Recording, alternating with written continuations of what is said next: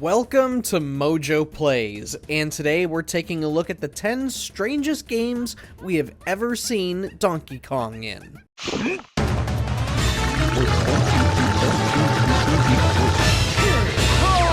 Before we begin, we publish new videos all week long, so be sure to subscribe to MojoPlays and ring the bell to be notified about our latest videos. Donkey Kong Circus. There were a plethora of different Donkey Kong games made for the Game & Watch handheld toy line. On the surface, it just seems like a simple game where you have to keep DK juggling pineapples while avoiding falling fireballs. And that's pretty much it. You do that until you die. But what makes this weird is how it's a straight-up remake of a previous Game & Watch device that was initially starring Mickey Mouse and Donald Duck instead of DK and Mario. What's more is that when you look into the device's coding, you notice that Mario and Donkey Kong still have the same object labels as the Disney duo. It winds up making Donkey Kong Circus feel a bit like a bootleg game instead of a new thing for the leader of the bunch.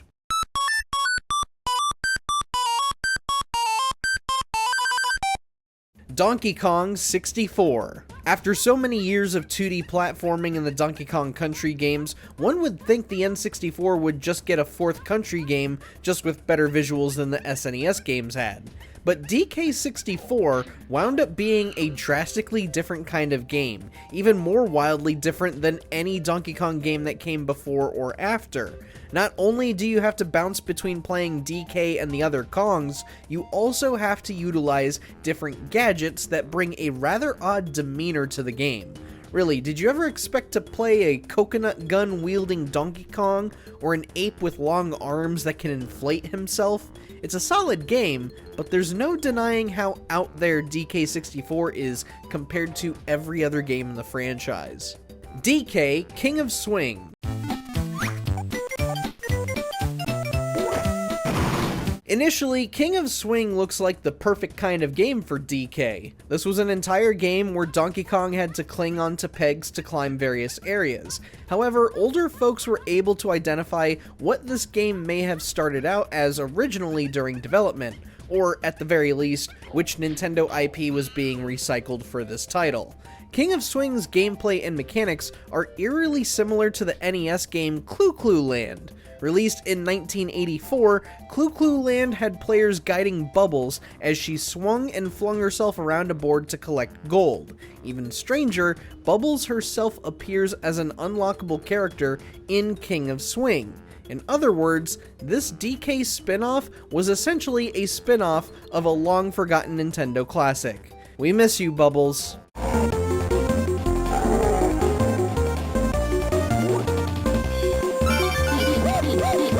Mario and Donkey Kong, Minis on the Move. Way to go!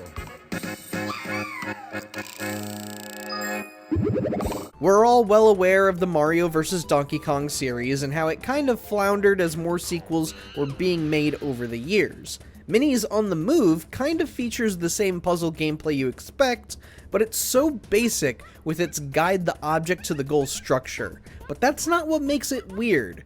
No, the strangest part about this game is how neither Mario nor Donkey Kong really have anything to do with the game in general. You'll only ever see one or the other as still images in the menus, and that's it. There's no cutscenes, no story, nothing. You better get comfortable seeing the soulless minis make their way to the goal.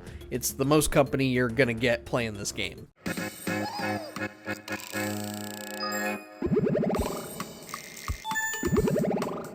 Donkey Kong Bonanza. Let's just acknowledge the elephant in the room on this one. Outside of gameplay, Donkey Kong Bonanza has been deemed an incredibly weird game for DK for the sole reason that he looks different.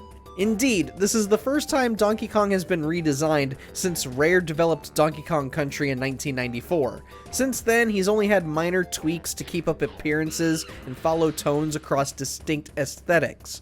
For Bonanza, Well, this is a drastically new look for the gorilla, and apparently Nintendo went through with this change to make him, quote, more expressive, end quote.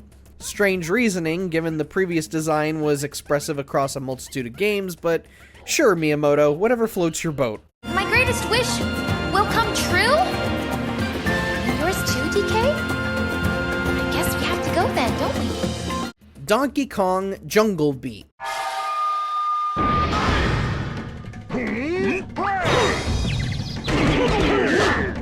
Now, in terms of the game, the environments, the mechanics, the boss fights, everything regarding the software itself, this is the most Donkey Kong video game ever made. So what makes it weird? Well, it's the hardware, and we're not talking about the purple lunchbox we called the GameCube. Donkey Kong Jungle Beat could only be played with a peripheral known as the DK bongos. Yes, Nintendo insisted that this game should only be played with a set of plastic bongos, a game that required smacking the bongos like a madman and even clapping on occasion to grab collectibles. Needless to say, a lot of parents, speaking from experience, a lot of parents saw this peripheral and immediately saw how much noise this thing was going to make. So, some kids, again speaking from experience, some kids wound up getting the peripheral banned at friends' houses. To this day, we don't know why support was not implemented for a normal GameCube controller.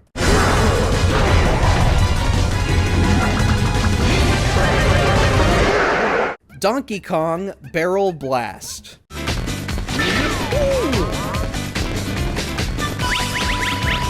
In all honesty, Barrel Blast was an interesting racing game for what it was. Racing your friends with rocket-powered bongos was a neat concept to integrate into the Wii's motion controls, but what makes this a strange outing is for a couple of reasons. First off, the roster is somewhat lackluster. Let's be real here.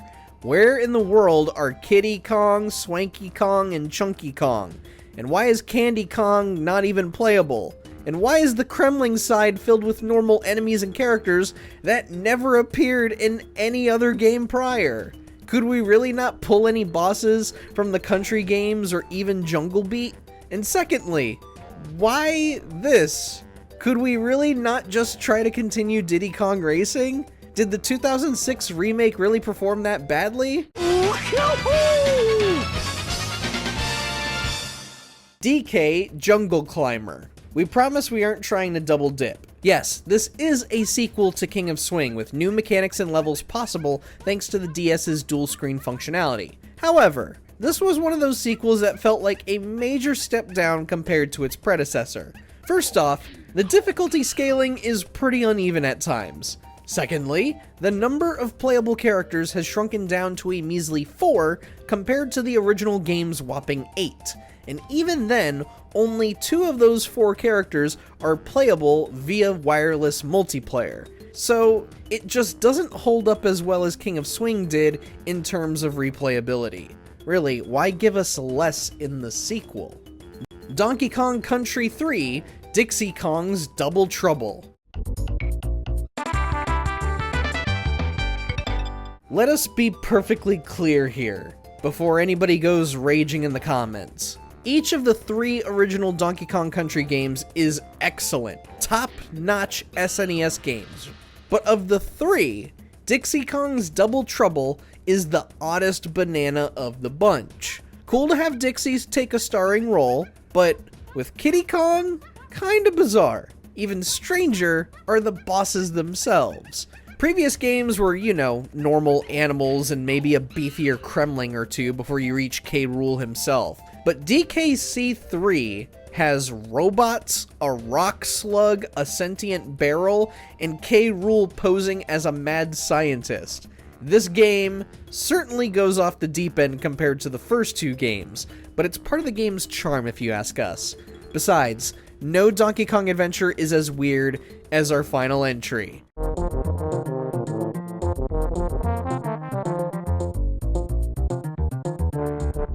Have any of you possibly played Donkey Kong Jr. Math?